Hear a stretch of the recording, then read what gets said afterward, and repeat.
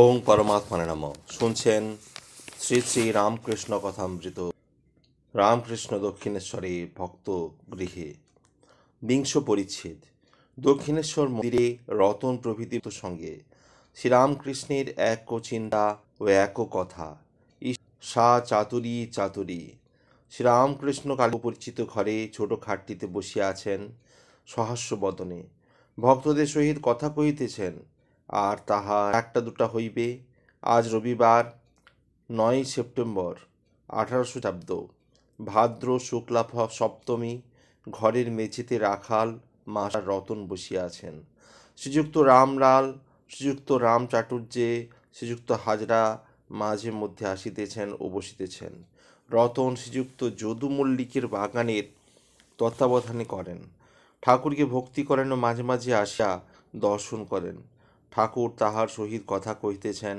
রতন বলিতে, যদু মল্লিকের কলিকাতার বাড়িতে নীলকণ্ঠে যাত্রা হবে। রতন বলছেন, আপনাদের যেতে হবে। তারা বলে পাঠিয়েছেন। নীলকণ্ঠের কি ভক্তির ভাব, কি ভক্তির সহিত গান। একজন ভক্ত, আজ্ঞে হ্যাঁ রামকৃষ্ণ। গান গাইতে গাইতে সে চোখের জলে ভেসে যায় রতনের প্রতি। মনে করছি রাত্রে রয়ে যাব। রতন, তা বেশ তো। রাম চাটুর্যে প্রভৃতি অনেকে খড়ম চুটির কথা জিজ্ঞাসা করিল। রতন, যদুবাবুর বাড়ির ঠাকুরের সোনার খড়ম চুটি হয়েছে, তার জন্য বাড়িতে হলুস্তে থালা চাবে, সবাই বসে থাকবে, যে নিয়েছে তার দিকে থালা চলে যাবে। রামকৃষ্ণ সহাস্যে, কীরকম থালা চলে? আপনি চলে না? রতন হাত চাপা থাকে। ভক্ত, কি একটা হাতের কৌশল আছে, হাতের চাতুরি আছে। রামকৃষ্ণ, যে চাতুরিতে ভগবানকে পাওয়া যায় সেই চাতুরি। সা চাতুরী চাতুরী। একবিংশ পরিচ্ছেদ। তান্ত্রিক সাধন ও ঠাকুর রামকৃষ্ণের সন্তান ভাব। কথাবার্তা চলিতেছে, এমন সময় কতকগুলি বাঙালি ভদ্রলোক ঘরের মধ্যে আসিয়া নাম করিলেন ও আসন গ্রহণ করিলেন। তাহাদের মধ্যে একজন ঠাকুরের পূর্ব পরিচিত। ইহারা তন্ত্রমতে সাধন করেন, পঞ্চমকার সাধন। ঠাকুর অন্তর্যামী, তাহাদের সমস্ত ভাব বুঝিতেছেন। তাহাদের মধ্যে একজন ধর্মের নাম করিয়া পাপাচারণ করেন, তাহাও শুনিয়াছেন। যে ব্যক্তি একজন বড় মানুষের ভ্রাতার বিধবার সহিত অবৈধ প্রণয় করিয়াছে ও ধর্মের নাম করিয়া তাহার সহিত পঞ্চমকার সাধন করে, ইহাও শুনিয়াছেন। শ্রীরামকৃষ্ণের সন্তান ভাব। প্রত্যেক স্ত্রীলোককে মা বলিয়া জানেন, বেশ্যা পর্যন্ত, আর ভগবতীর এক একটি রূপ বলিয়া জানেন। শ্রীরামকৃষ্ণ সহাস্যে, অচলানন্দ কোথায়? কালী কিঙ্কর সেদিন এসেছিল, আর একজন কি সিঙ্গি মাস্টার প্রভৃতির প্রতি। অচলানন্দ ও তার শিষ্যদের ভাব আলাদা। আমার সন্তান ভাব। আগন্তুক বাবুরা চুপ করিয়া আছেন, মুখে কোনো কথা নাই। পূর্ব কথা, অচলানন্দের তান্ত্রিক সাধনা। শ্রীরামকৃষ্ণ, আমার সন্তান ভাব। অচলানন্দ এখানে এসে মাঝে মাঝে থাকত, খুব কারণ করত। আমার সন্তান ভাব শুনে শেষে জিদ করে বলতে লাগলো, স্ত্রীলোক লয়ে বীরভাবে সাধন তুমি কেন মানবে না? শিবের কলম মানবে না? শিব তন্ত্র লিখে গেছেন, তাতে সব ভাবের সাধন আছে, বীরভাবেরও সাধন আছে। আমি বললাম, কে জানে বাবু, ওসব আমি কিছুই ভালো লাগে না। আমার সন্তান ভাব। পিতার কর্তব্য সিদ্ধাই ও পঞ্চমকারের নিন্দা। অচলানন্দ ছেলেপিলের খবর নিত না। আমায় বলতো, ছেলে ঈশ্বর দেখবেন ছেলেকে, সেসব ঈশ্বরেচ্ছা। আমি শুনে চুপ করে থাকতুম। বলি, ছেলেদের দেখে কি? ছেলে পুলে পরিবার ত্যাগ করেছি বলে টাকা রোজগারের একটা ছুতা না করা হয়? লোকে ভাববে ইনি সব ত্যাগ করেছেন, আর অনেক টাকা এসে পড়বে। মোকদ্দমা জিতব, খুব টাকা হবে, মোকদ্দমা জিতিয়ে দেব, বিষয় পাইয়ে দেব, এই জন্য সাধন? এ ভারী হীন বুদ্ধির কথা। টাকায় খাওয়া দাওয়া হয়, একটা থাকবার জায়গা হয়, ঠাকুরের সেবা হয়, সাধু ভক্তের সেবা হয়, সম্মুখে কেউ গরিব পড়লে তার উপকার হয়, এই সব টাকায় সদ্ব্যবহার। ঐশ্বর্য ভোগের জন্য টাকা নয়, দেহের সুখের জন্য টাকা নয়, লোক ও মান্যের জন্য টাকা নয়, সিদ্ধাইয়ের জন্য লোক পঞ্চমকার তন্ত্রমতে সাধন করে। কিন্তু কি হীনবুদ্ধি! কৃষ্ণ অর্জুনকে বলেছিলেন, ভাই, অষ্টসিদ্ধির মধ্যে একটি সিদ্ধি থাকলে তোমার একটু শক্তি বাড়তে পারে, কিন্তু আমার পাবে না। সিদ্ধাই থাকলে মায়া আর যায় না, মায়া থেকে আবার অহংকার। কি হীনবুদ্ধি! ঘৃণা স্থান থেকে 3 টোসা কারণ বাড়ি খেয়ে লাভ কি হলো? না মকদ্দমা জেতা। দীর্ঘায়ু হবার জন্য হঠযোগ কি প্রয়োজন? শরীর, টাকা এসব অনিত্য, এর জন্য এত কেন? দেখো না হঠযোগীদের দশা। শরীর কিসে দীর্ঘায়ু হবে সেই দিকেই নজর, ঈশ্বরের দিকে লক্ষ্য নেই। নেতি ধৌতি কেবল পেট সাফ করে চলেছেন, নল দিয়ে দুধ গ্রহণ করছেন। একজন স্যাঁকড়া, তার তালুতে জিভ উল্টে গিয়েছিল, তখন তার জড় সমাধির মতো হয়ে গেল, তার নড়ে না, চড়ে না। অনেক দিন এভাবে ছিল, সকলে এসে পূজা করত। কয়েক বছর পর জীব হঠাৎ সোজা হয়ে গেল, তখন আগেকার মতো চৈতন্য হলো, আবার স্যাঁকড়ার কাজ করতে লাগলো। সকলের হাস্য। ওইসব শরীরের কার্য, ওতে প্রায় শরীরের সঙ্গে সম্বন্ধ থাকে না। শালগ্রামের তাই শালগ্রামের তাই তার ছেলের বংশরচনের কারবার ছিল, 82 রকম আসন যন্ত্র, আর নিজে যোগ সমাধির কথা কত বলতো, কিন্তু ভিতরে ভিতরে কামিনী কাঞ্চনে মন।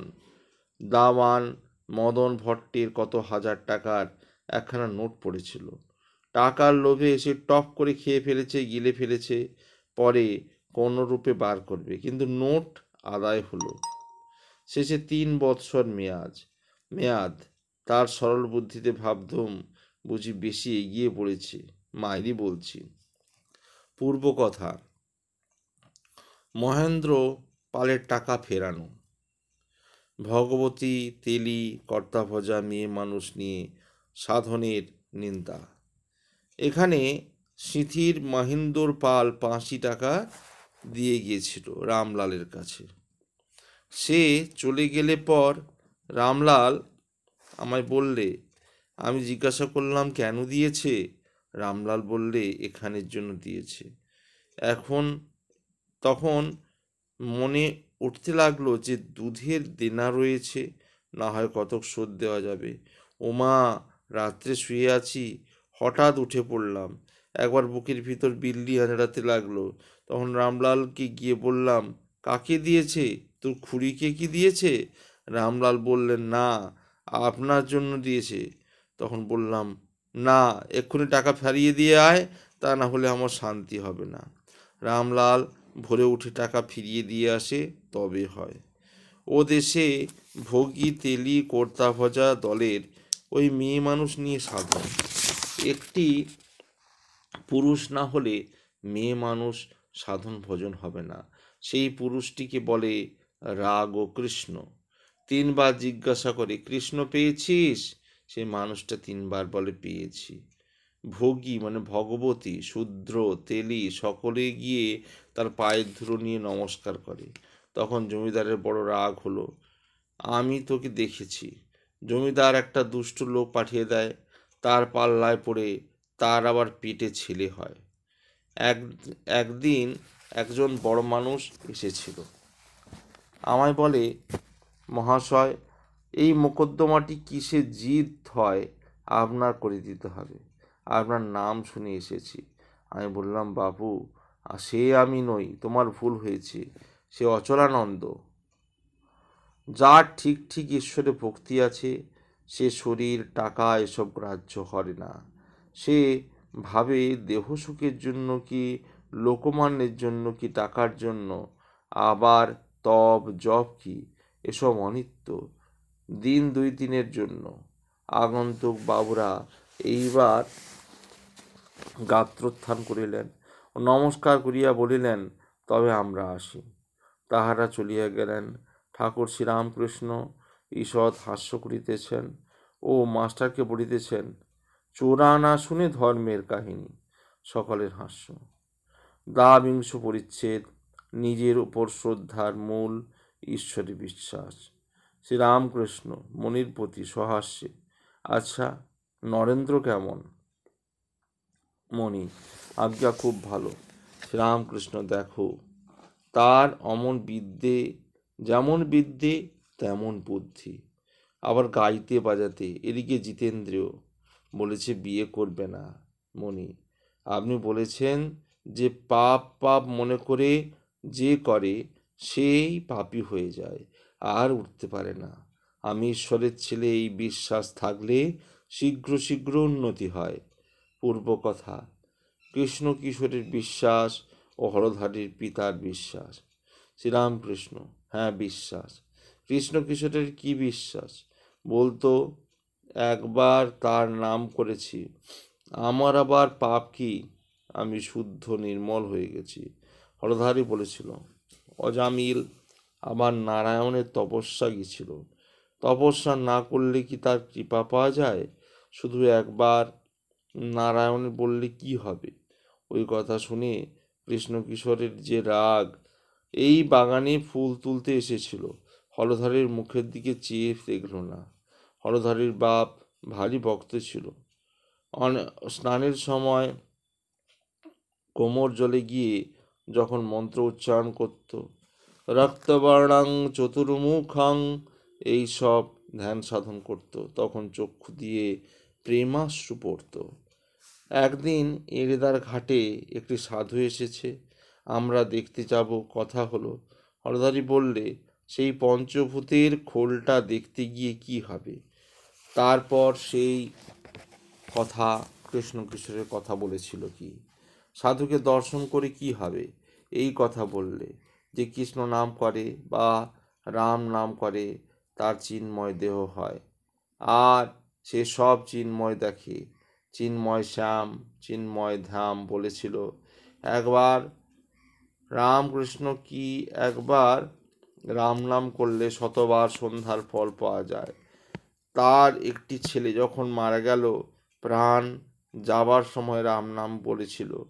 কৃষ্ণ কিশোর বলেছিল, ওই রাম নাম বলেছে, আর ভাবনা কি?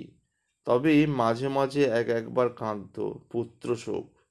বৃন্দাবনে জলতৃষ্ণা পেয়েছে, মুচিকে বললে, তুই বল শিব। সে শিব নাম করে জল তুলে দিলে, তখন আচারী ব্রাহ্মণ সেই জল খেলে। কি বিশ্বাস!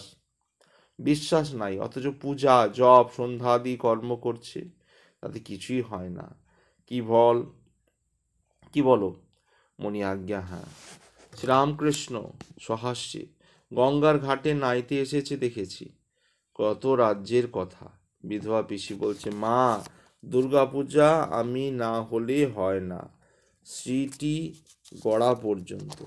বাটিতে বিয়ে ধাওয়া হলে সব আমায় করতে হয় মা, তবে হবে। সেই ফুলসজ্জের জোগাড়, ক্ষয়ের বাগানটি পর্যন্ত। মণি, আজ্ঞে এদেরই বা দোষ কি? কি নিয়ে থাকে? শ্রীরামকৃষ্ণ সহাস্যে, ছাদের ওপর ঠাকুর ঘর, নারায়ণ পূজা হচ্ছে, পূজার নৈবেদ্য চন্দন ঘষা এসব হচ্ছে, কিন্তু ঈশ্বরের কথা একটি নাই। কি রাঁধাতে হবে, কি রাঁধতে হবে? আজ বাজারে কিছু ভালো পেলে না, কাল অমুক ব্যঞ্জনটি বেশ হয়েছিল। ও ছেলেটি আমার খুড়তুতো ভাই হয়। হ্যাঁ রে, তোর সে কর্মটি আছে, আর আমি কেমন আছি, আমার হরি নাই, এই সব কথা। দেখো দেখি ঠাকুর গুজে ঘরে পুজোর সময় এইসব রাজ্যের কথাবার্তা। মণি, আজ্ঞে হ্যাঁ, বেশিরভাগই এই রূপ। আপনি যেমন যেমন বললেন, ঈশ্বরে আর অনুরাগ, আর অধিক দিন কি পূজা সন্ধ্যা করতে হয়। আজ এই পর্যন্তই। আগামী পর্বে ত্রয়োবিংশ পরিচ্ছেদ শুনছিলেন শ্রী শ্রী রামকৃষ্ণ কথামৃত। ভালো লাগলে অবশ্যই চ্যানেলটি সাবস্ক্রাইব করবেন ও পাশে থাকা বেল আইকন অবশ্যই ক্লিক করবেন। ওং পরমাত্মা নমঃ।